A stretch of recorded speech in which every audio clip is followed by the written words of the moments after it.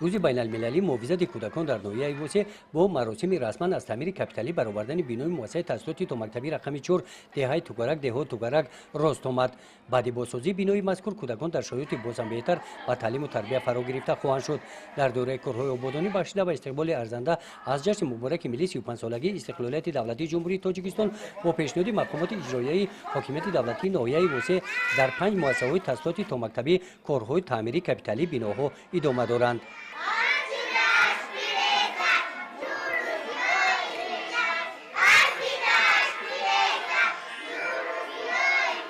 در این روز بخشیده به روز محافظت کودکان جشنواره‌ها با اشتراک کودکان مؤسسه‌های تا مکتبی در مرکز ناحیه در باغ فرهنگی و استراحتی با چهاربینی‌های ادامه یافتند.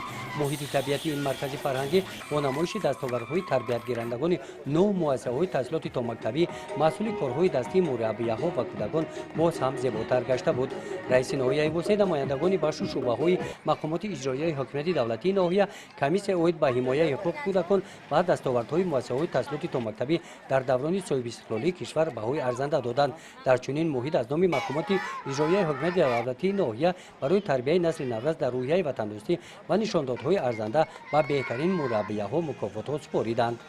قسمت فرهنگی چهاربینی دانه بخشیده به روز بین المللی محافظت کودکان در آمفی‌تئاتر باغ مرکزی دایر گردید. در سخن تبریکاتی رئیس ناحیه ایوسه از ساکنان ناحیه دعوت به عمل آوردند که در تعلیم و تربیت نسل نوروز مسئول باشند. چهاربینی‌های ایدانه با برنامه رنگین کنسرتی ترنمگری وحدت و یگانگی جنبش گردید.